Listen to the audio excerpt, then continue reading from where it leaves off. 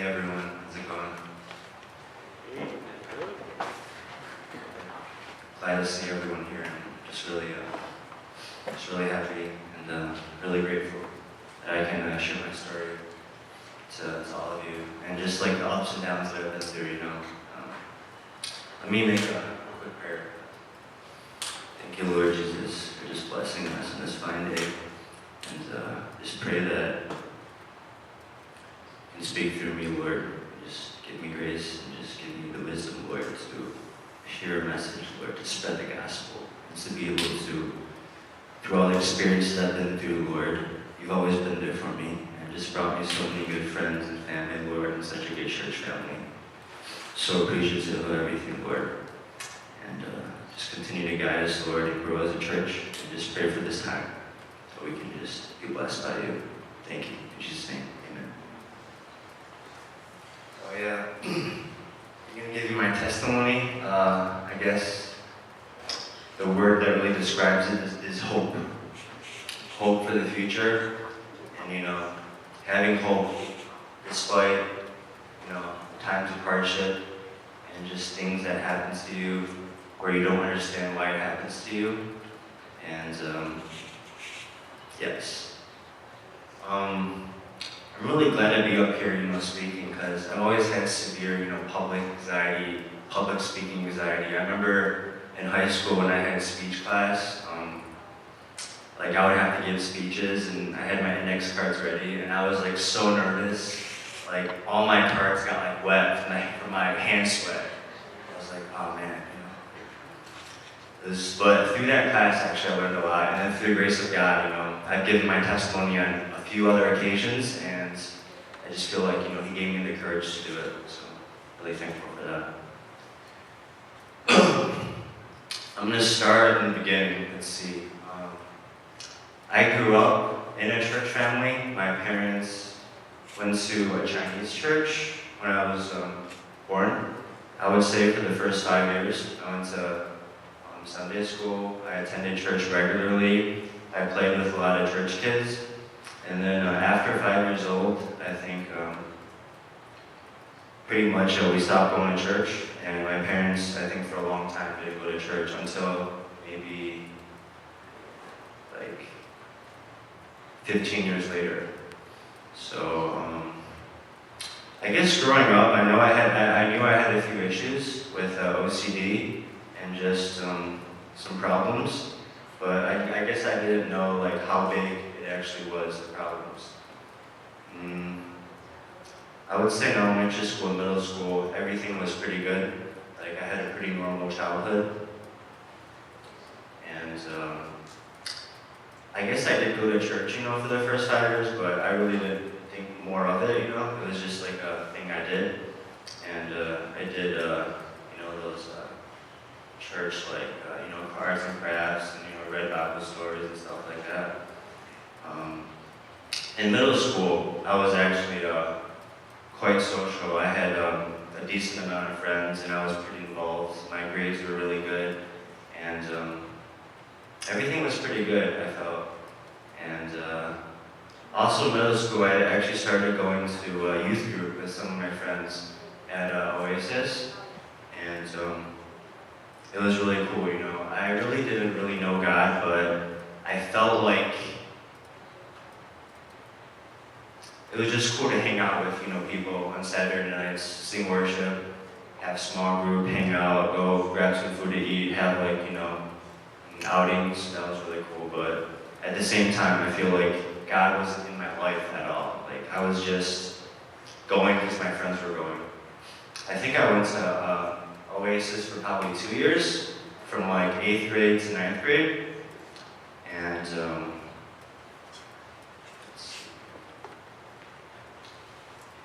9th and 10th grade, I would say, were pretty good too. I was still pretty social and getting good grades, and everything was fine.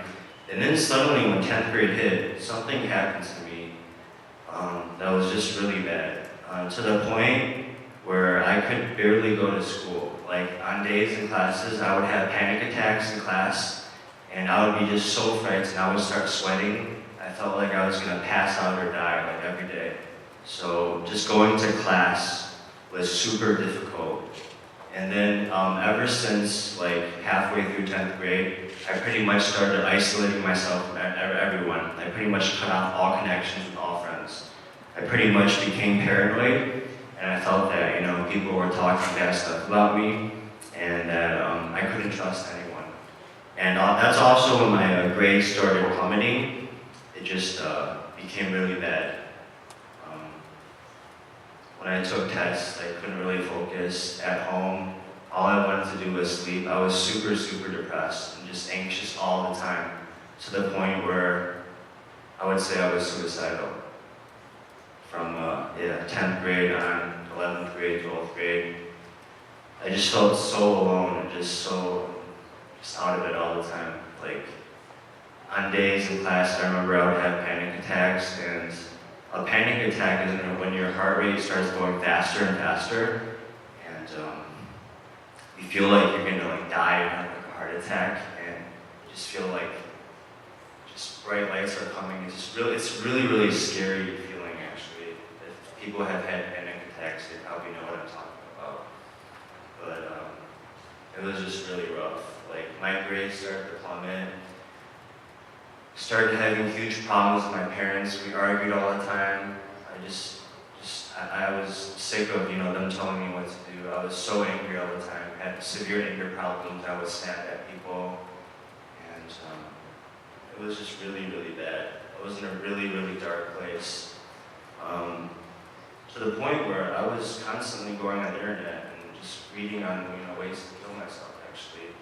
And doing a lot of research on that, which is very sad. And I was very lonely. I felt like I had no one. Like, if I died, you know, no one would care, and the world would probably be a better place, actually. So then, yeah, junior and senior year pretty much was a nightmare for me. Like, every day was a struggle. Just getting up in the morning and going to class, I was dreading it. And then there were some severe OCD symptoms to the point where, like, every little thing was bothering me. It took me like 30 minutes just to get out of bed, you know, and do my normal routine, just to function. And it was just, if anyone's seen the TV show Monk, you know, it's similar like that, to the point where I just feel like I can't function. You know? I felt like I wasn't equipped with the proper tools, you know, to function in normal life. I just felt so awkward and just so useless. And so I guess I did go by, you know, 10th grade, 11th grade, 12th grade. I tried really hard, you know, to make it, you know, work and just try to push through it. And I guess I did. But also, like, then there's a thing where my glasses started bothering me. It's like another symptom that was crazy. Like, I have like a small ridge, like, for my nose, and it just kept slipping off, so I'm like, I can't wear glasses, and I couldn't wear contacts. So I guess I got LASIK surgery in senior year, and for some reason it wasn't really good in the first place, like the first time, so like I couldn't see for a while, so that really like panicked me. But then the second time I went back to do it, it was fixed, so everything was okay. But just, you know, things like that, like, I mean, glasses should be fine, right? But just things like that, it was like unbearable. Just sometimes I would be just like walking and I'd be like, you know, something's going on, like I have to count my steps or I have to keep washing my hands or reorganizing things. And I was just like, you know, what is going on here? And then I think one day I was cleaning up my room and I like threw away most of the stuff in my room. And also like long sleeve shirts started bothering me. So I cut all my long sleeve shirts, all gone. And then my mom was like, what are you doing? And I was like, I don't know. So I would layer my like shirts with like 5 shirts, but there was like, it was sleeveless. So I was like, okay. And then yeah, senior year, my parents were getting very worried about me. They were like, what is going on with you, Kevin? So I started seeing many different counselors, psychologists, psychiatrists. But at that time, they couldn't prescribe medication for me because I was under 18 years old. So pretty much I just did counseling. Probably saw over 15 different psychologists and probably saw over like 7 different psychiatrists. Nothing really helped. then I did graduate high school, right? 2005, I graduated high school. There was, pretty much I felt really alone. And then I started going to OU in 2005. And I had a really, really bad relationship with my parents. I had no friends. I pretty much couldn't do anything, and my self-confidence was zero, pretty much. And yes, every day I woke up, I dreaded just living life. I just wanted to end it. And then I started going to OU. First semester, I took 3 classes, and I ended up flunking all 3 of them. So then I dropped out of school. I would say 2006 is probably the worst year of my life, actually. Despite all the prior situations, you know, being really bad, but 2006 I think takes the cake. In 2006, so after I dropped out of OU, 2005 fall, and then 2006, 1 semester, I dropped out because I couldn't handle it. I couldn't even get to class on time. Like, when the professor talked, I pretty much couldn't hear anything that the professor was saying. I was I pretty much had a panic attack every day. And my social anxiety, when I saw people, I felt like people, almost a little like schizophrenic, you know, like so paranoid, to the point where I just didn't trust anyone. I didn't want to talk to anyone, I just hated the whole world. So 2006, after I dropped out of college, that's when I started taking medications, actually, because I was over 18 years old. So a psychiatrist put me on so many different types of medication, drugs, you know, for my anxiety, for my some bipolar disorder, and OCD, obsessive compulsive disorder, also GAD, a lot of generalized anxiety disorder, and pretty severe depression. So they put me on cocktail after cocktail, and it just seems like it was working somewhat. It made me more numb, like a zombie. At the same time, though, I wasn't very happy, and there was a lot of really bad side effects that I did not like. And then in 2006, I was on some medication. I think it reacted really badly, or there was a lot of bad side effects. So first, I actually ran away from home. I took the bus to the airport. I bought a ticket to Houston, and I actually slept on the streets of Houston for 3 days. I don't know why, I just wanted to run away, you know, from my family. I was just tired of them, you know, and just like judging me, and tired of other people judging me.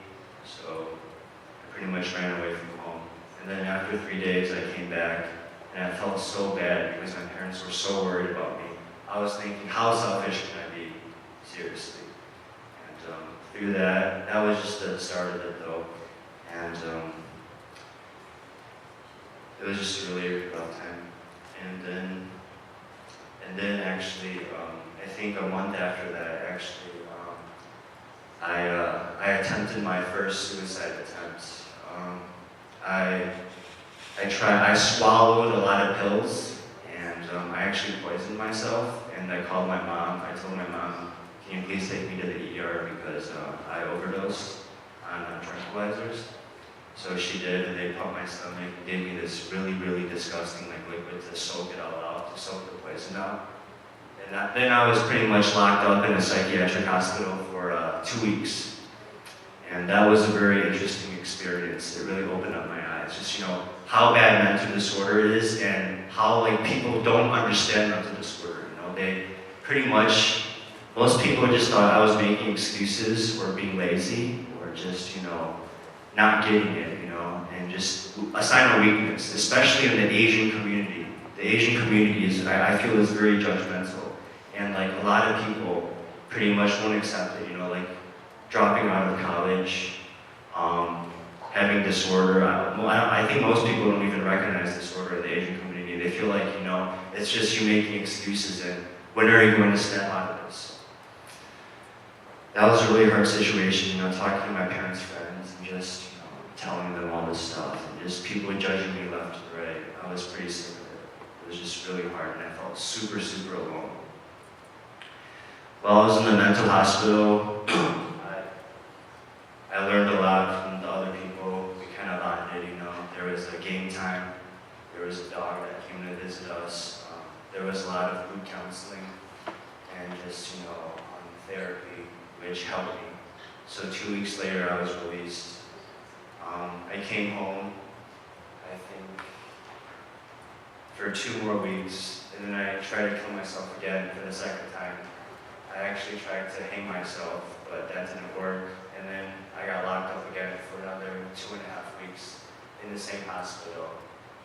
And I really don't know what I was doing. I just truly wanted to end my life. I just hated myself. I hated everyone around me so much. And it was just so hard. Just every day, every second felt like, I would say, just felt like, the worst situation ever.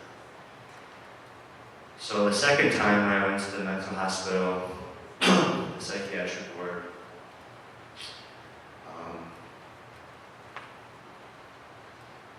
they did the same thing. But then afterwards, they did outpatient therapy for me, which was really, really good. And through that, I kind of, was okay. And my youth pastor at the time, Brady, came to visit me at the psychiatric ward. But during that time, though, 2006, I pretty much had no friends. So I don't think anyone even knew I was in the psychiatric. No one knew what I was going through. No one really knew anything, what happened. I had pretty much 0 friends. I didn't contact. I was a loner for a long time. I would say for 6 years. I didn't hang out with anyone. I wouldn't say just, hang out by myself all the time. Watch movies, go exercise, go to the mall, go eat, all by myself. No friends for 6 years. From sophomore year in high school, halfway through, to I would say, quite a long time. I just learned to say no live by myself. Can't imagine that now, but I think God has changed a lot of things. I'm so grateful for that. And then after I came out the second time, my parents started going to OCC, which is Open Chinese Church, along with my brother, who's 9 years younger than me. He started going to youth group, and they started bringing me there, thinking that maybe God could be the answer. Maybe God could help me out of this situation, this endless situation where it felt like hell. And it just felt so debilitating to the point where they didn't know what to do with me. They really didn't. They're just so amazing parents, now. But at the time, I just argued with them all the time, just endless. We would scream at each other, and there was no communication at all. And but then at the time, after the second time, when I came out of the mental hospital, Pastor Brady actually started having me help out the youth group, just do a few things to keep my mind off, bad things, and just keep me busy, so I'm doing something productive, something that has value, or just making me feel more confident about myself. In the process, I learned more about the Bible. I read more scripture, and I got to start to know just how amazing God is and how He can impact anyone's life. And He can use even someone like me who's so weak, to help others, which for me is truly amazing, I feel. And so that's the end of 2006. And then I saw, I would say probably maybe the 11th psychiatrist. He finally put me on 2 medications to balance my mood. And ever since that to now, I'm still on the same medications. So it's been about 10 years. So, and I'm still seeing the same psychiatrist. I feel like he saved my life. He's really good at what he does. And also in 2006, after I dropped out of college, I couldn't hold down a job. I worked many jobs, but for some reason every job bothered me to the point where I just couldn't do it. So after 2 weeks or something, I would quit every job. I didn't know what I could do. I couldn't go to college. I couldn't hold down a job. What is meant for me in this world? What am I supposed to do? I just felt just so crushed. And things started looking up through God's grace and through people that God has put in my life. That has just been amazing. And now that I think back, everything happened for a reason. God placed it perfectly. If I just trusted Him in the first place, He would have guided me and showed me what I needed to know. And I just meditated on His love and just His word. That is key. So in 2007, one of my neighbors actually, I've always liked kids. I originally wanted to go to college to be an elementary education teacher. I've worked with kids a lot, teaching Mandarin, and I've pretty much, just, I love kids. They're adorable. I love taking care of them, babysitting them, just playing with them and just chilling. So in 2007, my neighbor, who just came back from China actually, she was the librarian at a place called Cranbrook, which is a school. It's a private school from kindergarten to 12th grade. So she's like, Kevin, there's a job, like a part-time job, maybe you'll be interested. It's, not too many hours, so it won't be like too much, and it's dealing with kids and latchkey, like aftercare service. I was like, sure, let me give this a shot. So then I put in my resume, and then pretty much I start working, and I'm like, this job is perfect for me. Like, I get to wake up later, because with all the medications I take also, it's very hard for me to wake up. Right now I'm sleeping usually 12 hours a day, so in a way I'm kind of sleeping my life away. But also, I kind of need the sleep, because I just have so much anxiety and so many problems that people, don't understand, or, it's just every little thing can bother me, so I get tired really easily, pretty much. So I sleep on average every night of 10 to 12 hours. So that's like half my day gone. But this job was in the afternoon, usually from 2 to 6, and it worked out good. I was helping out with the elementary school and the kids, and I thought they were adorable, and I just really enjoyed the environment. I got some of my coworkers.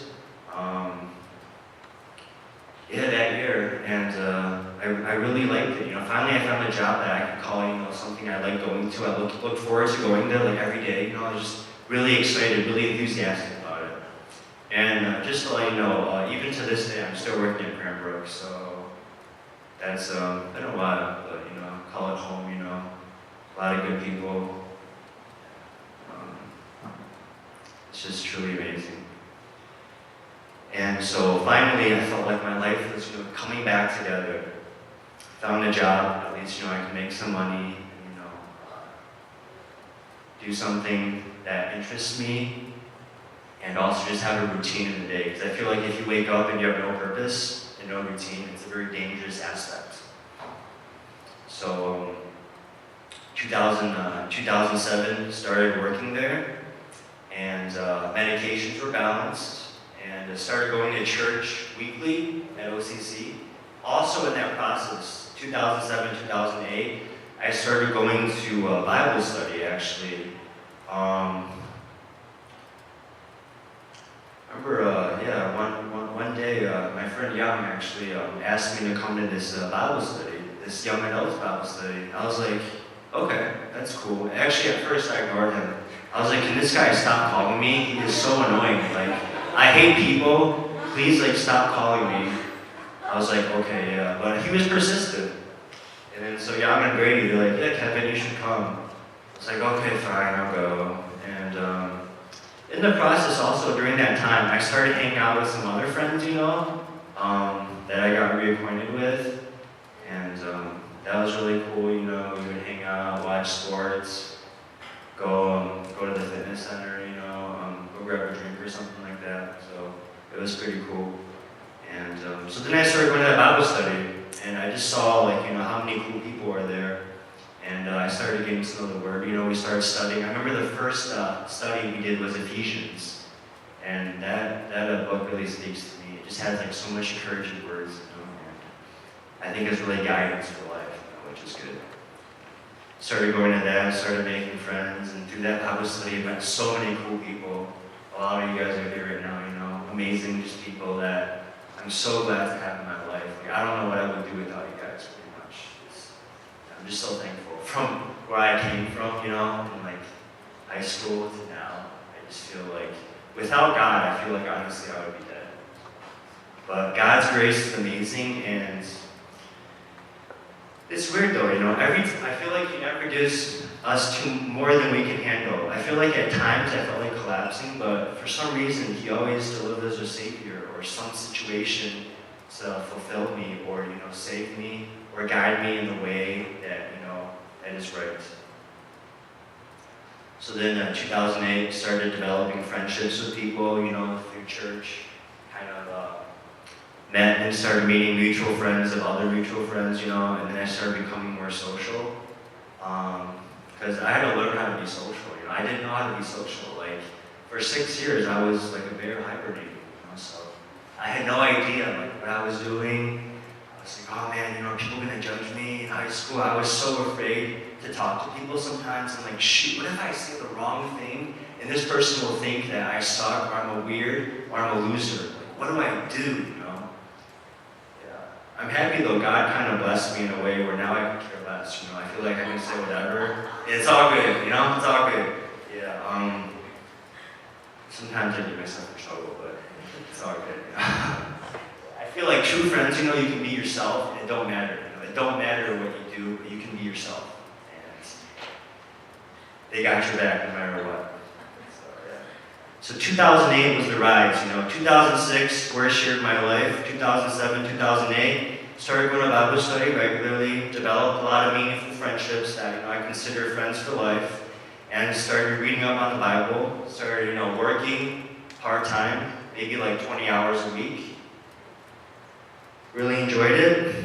Also started babysitting some kids.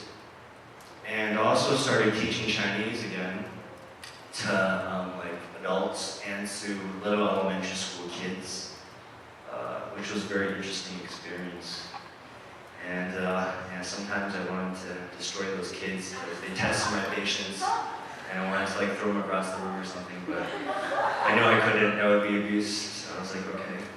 But yeah, they tested me. But I thought it was really worth it because I just love kids. You know, they're so amazing. It's cool. Yeah, and then another stumbling block came in 2008 actually. Everything was going well. And also my relationship with my parents couldn't have gone better. We started communicating well. Pretty much they accepted me for who I am. And we started hanging out all the time. I would consider them my best friends, my mom, dad, and my brother. We were super, super close. And pretty much had lunch, had dinner, like all the time, you know, and we just vacationed together. I could tell them anything. I feel so blessed to have such great parents, family, and friends. I don't think I deserve it, but it's cool, you know, I'm just happy I do. And my dad was kind of my rock. He was the one who guided me and tells me what to do. He's really good at, you know, like breaking things down on priorities, what is important and what is not. He was my guidance, you know, he told me step by step. He is my advice man, you know, anytime I need advice, he would give it to me. Usually it's pretty good advice too. My mom is more the nurturer, you know, she's like, oh Kevin, kind of baby me, you know, oh like making sure you're okay, you know, like, oh, do you want something to eat, like, just like very sweet, you know, more nurturing. But my dad was definitely my guidance, you know, the person who guided me in life to make decisions, you know, and just guide me and break things down for me, because sometimes like, there's dilemmas and I'm not sure how to handle it. 2008, I forgot which month, my dad started having pain in his hip. And when he played tennis, he was in a lot of pain. And then he got x-rays and some other things. And then they found out actually that he has a stage 4 lung cancer. When I heard the news, I was devastated because the chance of survival for a stage 4 lung cancer is 1%, 99% death rate. So pretty much it's an automatic death sentence. So I think I cried so much that week, you know, I just couldn't imagine, you know, not, like my dad not being here guiding me, you know, because pretty much like, you know, tells me what to do and like shows me the way, you know, when I seek advice. So I was just super sad. And my family was in panic mode, you know, he was kind of the leader of the family, you know, just guiding us, you know, with all the finances, with just everything, you know, and it was just really, really rough. And my dad never smoked a day in his life, so I don't know how this happened, but by the time they detected it, it was pretty much like everywhere. It was in his hip, it's all over his like body, you know, like everywhere. Stage 4 is when it goes everywhere, like just pretty much spreads everywhere, so it's very hard to recover from.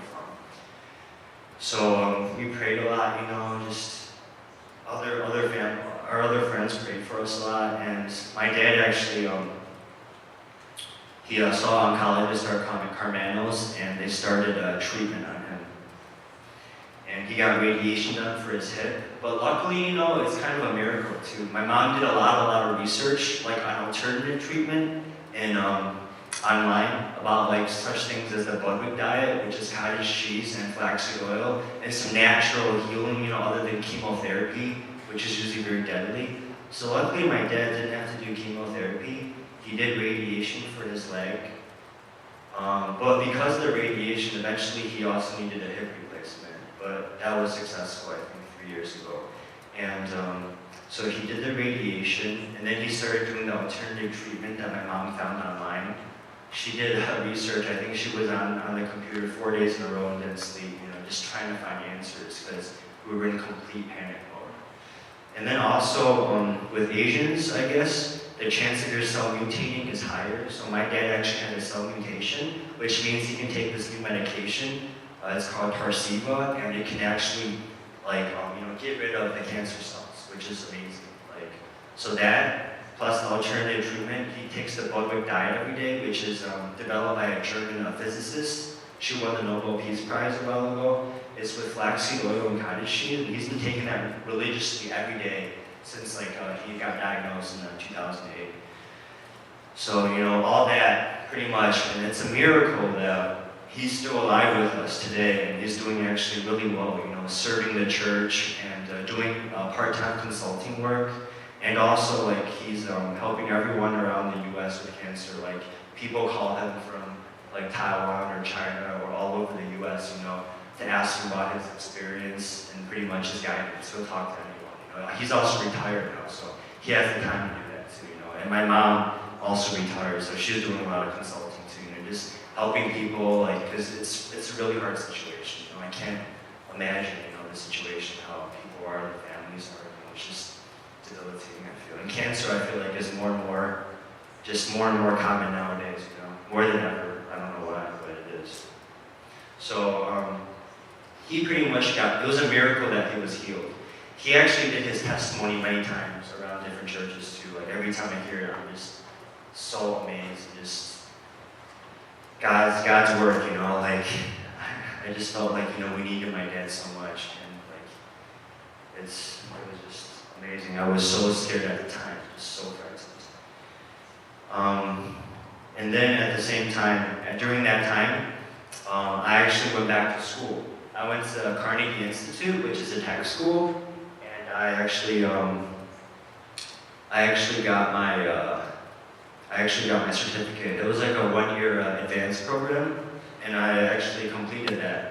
For me, I feel school is really hard. I always hated school. I can't concentrate in class, and if the chair is not comfortable, I do worse on tests. Or if there's a book in front of me, I remember in chemistry one time, there was a book in front of me, and because that book was in front of me, it was blocking my leg space.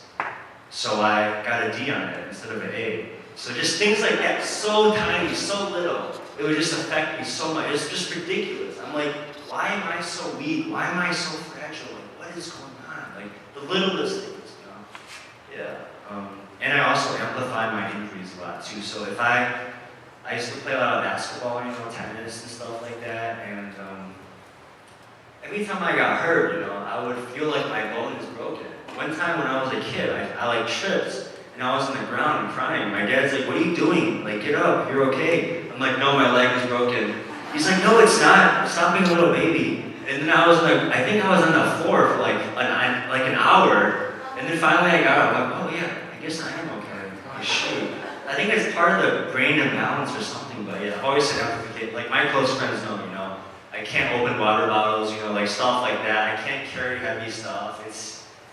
I don't know, sometimes as a guy that's kind of sad, but oh well, it is what it is. God made me the way, He did for a reason, so it's cool. So in 2008, after my dad healed, the process was probably 4 months, just going back and forth, to the Cancer Institute and just doing a lot of, tests. And to this day, he still gets a lot of tests done, just to make sure that the cancer's not back. He does routine checkups, and he's still doing all the alternative treatment stuff, So that's been really helpful. And I think he's healthier than ever right now, which is amazing. Yeah, right now they're in Taiwan, having fun and chilling, having a good time. And yeah, they love to travel, so. And then after the tech school, I actually got my certificate in medical business, which, I can work at any hospital and do reception work and do other things. So, actually in 2010, 2010, I left Cranbrook and I found a full-time position at an orthopedic place, which is doctors deal with bones, knee injuries, shoulder injuries, back injuries. Well, I actually worked there for 3 years. It was very, very stressful, and it was really hard for me to get up in the morning at like 6. It was just, I pretty much got addicted to like Mountain Dew and Monster drinks and coffee. I think, I kind of needed that to function. I was so tired though. But in the process, I learned a lot. And also, I feel like God's actually amazing because when I got there, my dad actually needed hip replacement because the radiation burned his hip. So the place I worked at actually,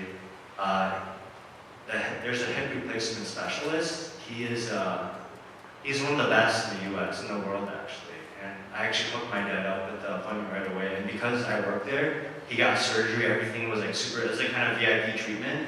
It was kind of crazy because after that, I pretty much got laid off. So I was like, okay, yeah, I was there for my dad to get the hip replacement for the hookup, and then for me to leave. I was like, okay, that's cool. And also in the process, a lot of my dad's friends and also my friends, I had some injuries, because in that office there was like 20 different orthopedic specialists. So, pretty much a doctor for any kind of injury, elbow, shoulder, neck, back. So pretty much everything. So if my friends were like, oh man, Kevin, I need a back doctor, or my dad's friends, I was like, yo, check out this guy, he's good. Yeah. So that was good. Through the experience also though, there was a lot of, issues, like through it, just working full time, sometimes I was late, and it was just hard, just sitting there. I was sitting in a chair all day, taking phone calls, having patients scream at me, because I guess I'm the first line of defense, for like, I schedule appointments for 20 different doctors, and pretty much anything that they have a problem with, they come to me. So that was an interesting experience. I think through that I became more patient, and sometimes it was really rough. And you had to sit there for 8 hours a day, so I'm a guy who likes to walk around a lot and like move. So that was kind of hard, sitting there. I think in that job for the 3 years, I think I gained like 60 pounds actually. Yeah. But now it's gone. So. But there's a reason for that, which I'm coming to soon. So that job, I think it created, I hung in there, but it created a lot of stress. I remember one day I was so tired, I came home from work, I actually fell asleep at the wheel, and I hit the car in front of me. Like, I just hit him, and then I woke up. But then luckily, I think that car was like a convict or something, so he ran away. I was like, oh, okay. Luckily, he's not gonna press charges, I was like, oh, and my car looks alright, so it's all good. But I was so dead tired. I was like a zombie. Like at work, I was like half awake and half, I was so tired. I was half awake, half not awake. Yeah. I just felt like, so yeah. Then actually the third year of that job was really hard. I had a lot of issues, the chair was bothering me, it wasn't comfortable. So I switched 4 chairs, and then they're like, what are you doing? And then I was like, oh man, my neck is hurting, my back is hurting, everything's wrong. And then actually I'm like, hey, I don't think I can work here anymore, I'm having too many issues with my boss. She's like, don't worry, Kevin, we need you, man, you're really important. I will put you on 3-month disability, and you can come back in 3 months. I was like, oh, okay, cool. But I don't think that really solved anything. So, but I did that, and then I got my psychiatrist to write it. So I did take a break for 3 months. But when I went back, it was still the same problems. And then I started becoming not very focused at work, and I couldn't really do well, and I was late sometimes. So then eventually they laid me off, which I thought was for the best because that job wasn't suited for me anyways. So, and then after that, that was 2011. That was 2014, yeah, that I got laid off in September. And then right away, I actually went back to Cranbrook. Yeah, I talked to my friend Armando, and I'm like, is Cranbrook still, are they hiring right now, And then, so then I pretty much went back to Cranbrook to work part-time, which I was like, this is very suitable, this is nice. And so then I started working back at Cranbrook. I was like, this is definitely more suitable. I guess for normal people, they're like, it's very little hours, but for me, it's pretty suitable because I tend to get very overstressed and anxious very easily. And, but I think through the 3 years of that job, I think it kind of hurt me a lot because I was always anxious, you know, and just very stressed out. And I just pushed through it, but I think I was doing damage to my body. And through the job, I gained 60 pounds. And then, so I went back to Cranbrook This is the 3rd year back. Still doing it, and I love it. And then something else hit me. Let's see. 2016, February, which is this February, which is about like 8 months ago. 8 months ago. I was kind of concerned because in the last a year and a half, I've been losing a lot of weight. I lost about 60 pounds without trying, and my appetite was getting bad. And I felt like something was wrong. I felt fine, but people were telling me to get tested, like physical, maybe something could be going on. I didn't really want to because I don't like to go to the doctors. I'm scared of them. So. But in February of this year, I decided to go get a physical, my primary care doctor. And he did everything, he still was fine. Then he's like, okay, take this slip to go get some blood work done at the lab. I was like, oh, okay. I was like, okay, I'm probably not gonna do that. I don't want to. So I kept that slip for 3 weeks. I didn't go. And then finally, for that week somehow, like God was talking to me. He was telling me, Kevin, you should go. Like you really should. Usually I don't really feel that kind of stuff. Like I feel like I'm not that like, I feel like God doesn't really talk to me. And there's not a certain urge to do something, but that week I felt like he was talking to me and urging me to go get that blood work because, just like a really big sense. So I got the blood work done. I believe it was a Wednesday morning. It was snowing really, really, really hard that day. And I got it done, then I went to work. And then the doctor called me at work. He's like, Kevin, you need to go to the emergency room like right now. I was like, oh, what's wrong? He's like, oh, your white blood cell count is 20 times higher than a normal person. I was like, oh, what does that mean? I was like, oh, don't worry, I'll just finish work and I'll go. He's like, no, you go right now. I was like, oh, okay. So then I talked to my boss and talked to my coworkers, and then they wanted my dad to go pick me up. They said I wasn't safe to drive, so I was starting to freak out. I was like, what is going on? Like what is this? In the car, my dad said more than likely it's leukemia, because unless you have a severe infection, it can't be that high, and I don't see you have an infection. So I was really panicking and freaking out. And then I went to the ER on that Wednesday night. That day, I think there was a huge snowstorm. It was like 7 feet of snow. It was crazy, a lot though, man. It was crazy. And then my dad took me there, and then they gave me some more tests. And they said, pretty sure it's leukemia. We just have to find out which type it is. If it's acute, which is fast acting, or chronic, which is the slower acting one. And I think on that time I just started crying. I was bawling out, crying. I was just so sad. I felt like, like my life could be over. Because I actually know many people who died from leukemia. So I was just very, very frightened, just really scared. And then my mom eventually came to the hospital too, because she was actually swimming before, but then she came, and then it was just a really hard time though. I felt like just so fragile. And then actually a lot of my friends came too, and the pastor's family, and a lot of people came to visit me on that day, which was a lot of snow, crazy, and I felt so loved, but also just so frightened for the future. Before I kind of took my life for granted, but then now I'm I was just very scared, I was like, oh man, what do I do now? And then they did some more tests. They actually did a biopsy on my back area. They later found out that it was chronic. It was CML, which is chronic myeloid leukemia, which is the slower acting one. And luckily, I didn't have to do chemo or radiation, but I just need to take chemo pills for life. There's a lot of side effects for it, but I feel like it's the best situation that could have come from it, And I was in the hospital for 3 days. In the 3 days, so many of my friends came to visit me and just comfort me, and just even play games with me. They brought some games and we just chilled and talked. I was just so grateful. Because thinking, if this happened 7 years ago, I pretty much had no one except for my family. So I just felt really loved and just satisfied.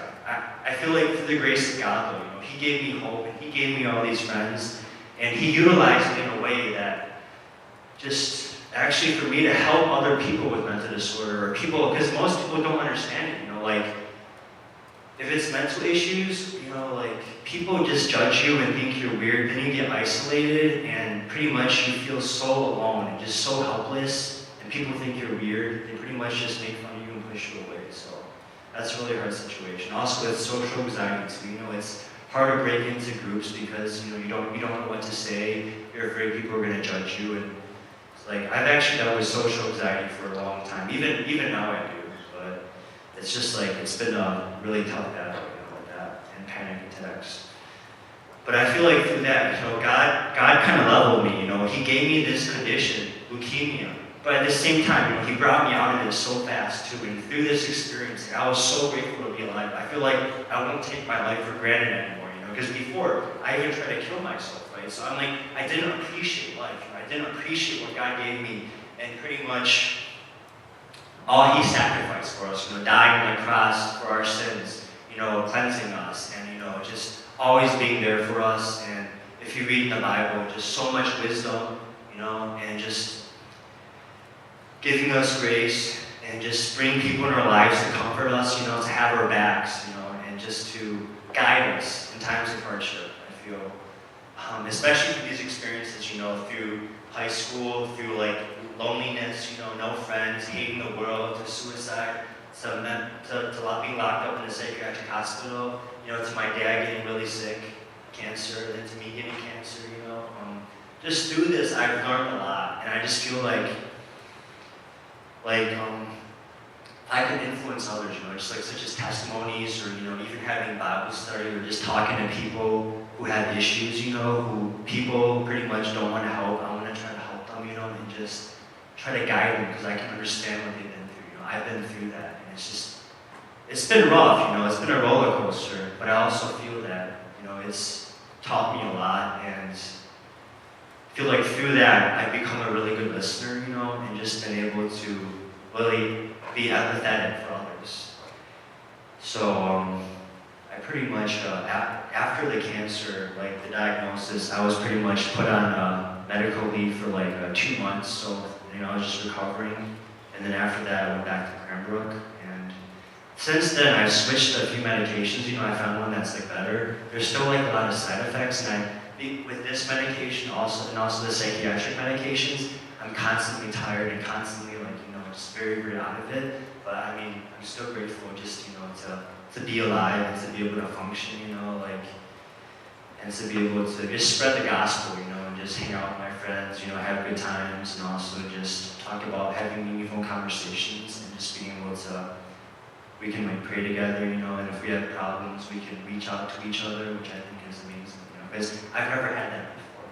So, just feel really grateful for that. And yeah, so now it's been 8 months. I'm feeling pretty well. I guess just trying my best, to live every day.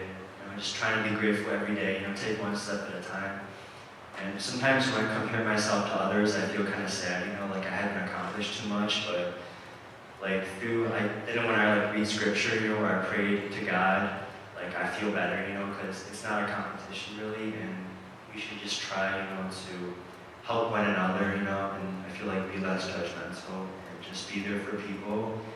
And yeah, I feel like God just gives us hope, like our whole family, like we've been through so much, and I was also always kind of like jealous of my brother, because he's like everything I'm not. He's 9 years younger than me, like he's pretty much good at everything, and he's physically really tough, mentally really tough. I feel like I'm mentally and physically really weak, and just little like big battles for like everything that bothers me. Other people, they're like, this is not, but for me, it's like something. So sometimes I feel discouraged, but then I can just read the Bible or talk to my friends and just be guided in the right direction. Like God speaks through it. And it's also interesting, right, for my dad's hip replacement, right? He got me that job at the orthopedic place. So just things like that, that's very interesting to me. And yeah, also my dad getting sick, right? Like, so he can pretty much help all those people around the U.S. or even in Taiwan or China. You know, I feel like it's just a blessing, like that He can guide them because of what He's been through also. So just feel like just really grateful, you know, that we can help others, and also just share our stories, you know, of going through a lot of grief and sadness and darkness, and you know, being able to come out of it like stronger and just being grateful and not taking anything for granted, pretty much, and being able to just live one day at a time. You know, just enjoy the little things, right? I realize it's all about enjoying the little things. You know, like at the end of the day, you know, things are gone, right? Cars, houses, clothing, like eventually they will be gone, they will deteriorate, right? But like, I just feel like, you know, with God, I feel like I have a purpose. Recently, in the last 5 years, the book, A Purpose-Driven Life, I think I've read it probably more than like 8 times now. That book just really touches me, you know, it gives me like promise and just gives me goals that I want to achieve. And it gives me a lot of great Bible verses that I just read again and again. It just gives me purpose, you know, and hope. And through that, because before I was always pondering, what is my purpose in life, right? I live, and I die. Pretty much everything we achieve here on this earth will be gone eventually, right? It's all just temporary. So what's the purpose, right? I guess the purpose is for me at least, I feel, it's to serve God and live my life to the fullest, serve God how I can, and be able to spread the gospel, and you know, maybe have Bible study, or just, you know, have people together, pray together, and just have community, and reach out to people, you know, who are having issues or problems or feeling really alone, you know, including others. And also, but just most importantly, being good listeners, you know, being there for people. And also, if we do that, right, on earth, we glorify God and be there for God, and, you know, show that we are, you know, God's children, that we pretty much will spread the gospel. So I guess the ultimate purpose is for us to go to heaven, right, which is a beautiful place, and just a place where just, you know, like for me, I just would love to go there and to, because I mean, eventually here we'll lose everything, right? Just in Matthew it says, you know, do not store up your treasures on earth, store it up in heaven, you know, where things don't rot, where things are just there forever, you know, beauty is there. I remember that movie, Little Nicky, right? Remember Little Nicky with Adam Sandler? Like, I remember when Little Nicky went to heaven, it was just so beautiful, you know, white everywhere, like pillows, fluffy stuff, and like, just amazingness. Like, I just can't wait, you know, one day. Like, for me, the purpose is to just spread the gospel, you know, and just share your experiences and just be very honest with each other, you know, and develop friendships that are, you know, there for a lifetime, pretty much. Yes. I have a few Bible verses to share, like, through the last, I would say, 8 years that, you know, really spoke to me and really encourages me, you know, in times of hardship.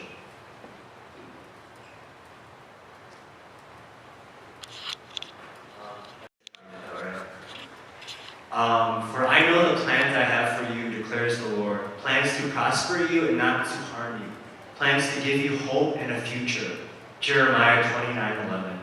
This is probably like my favorite verse in the Bible. It's also a really popular one, but like I just feel like, you know, it gives you hope, and it just whenever I feel sad or down, you know, it just kind of lifts me up.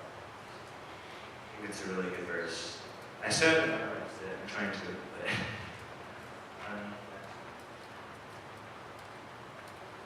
and we know that in all things God works for the good of those who love Him, who have been called according to His purpose. Romans 8:28. It's really powerful too.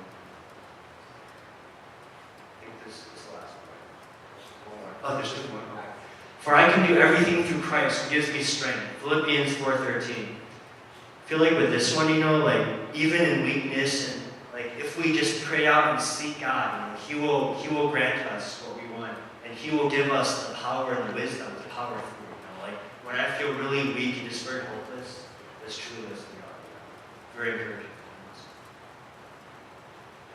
Do not be anxious about anything, but in everything by prayer and petition with thanksgiving, present your request to God. Philippians 4:6. Another one that I religiously look at. Because at times I get anxious so easily, you know, like every little thing I get anxious about. And then I think about it, sometimes at night I can't fall asleep. sleep because I'm always like just anxious and thinking my mind can't turn off. What if I said something wrong? You know, what if I did this wrong? Like, what am I doing? There's so much anxiety, but you know, through this, I feel like prayer, reading the gospel, and talking to your Christian friends, you know, I feel like it can uplift you and it can change your mindset.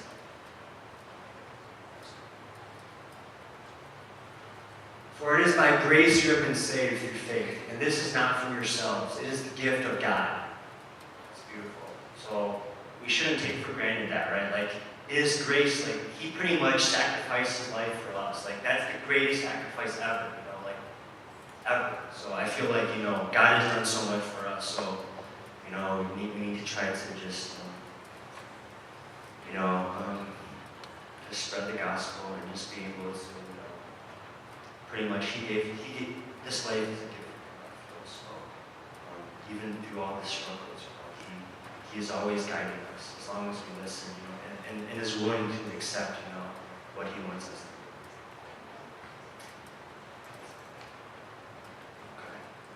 do. Okay. But yeah, just through all this, you know, I feel like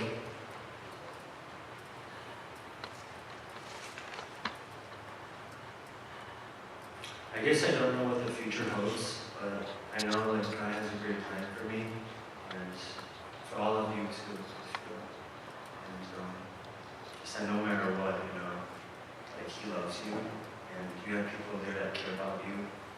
No matter what difficult situations you go through, maybe not as dramatic as, you know, like big ones as mine.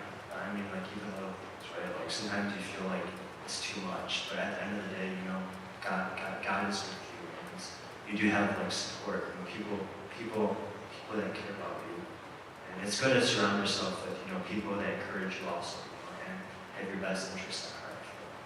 So I feel like God has put, you know, I'm just so blessed with my family, you know, all they've gone through with me. And then also with my friends, you know, accepting me, despite me, you know, having so many problems and issues, you know. But I guess we're all made, you know, specifically for, like, we're all made special in our own ways, you know, so I'm sure God can, you know, use every one of us, everyone in this room, pretty much. Let me do a closing prayer. Dear Lord, just thank you for bringing all these people here, Lord. I'm hearing this testimony, Lord. I just want to glorify you, Lord, and thank you for just speaking through me, Lord. I just want to be blessed by your love and your grace. And we know that we don't know what the future holds. Only you do, Lord. And we just want to continue to be guided by your love and your strength, Lord. You are the Almighty Messiah. And just pray for everyone in this room, Lord, to be uplifted and just have a good week, Lord, and just to spend some time with you, Lord, and to reach out to you in times of hardship, Lord, and don't keep their problems silent, Lord, and to seek out help from family and friends, Lord, and people who care about them, to not go through this alone, and just to be guided by you, and only you know our direction, Lord. You know our purpose. Just thank you for giving us this time, this beautiful day, and just all these things we take for granted, Lord, such as, you know, shelter, clothing, food. It's all given to you. It's all given to us by you. Thank you for your blessing. In Jesus' name.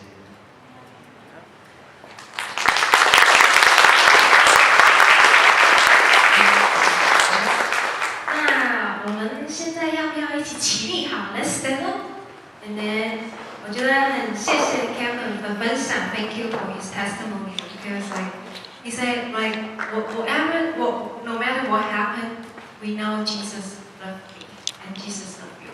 所以我们好不好一起来动一下我们的 brother sister？ 我们去跟 Kevin 的新朋友，他带来的朋友，跟他说耶稣爱你，好不好？然后我们有一点打招呼的时间，找 at least 5个人跟他说耶稣爱你，好不好？好，耶稣爱你。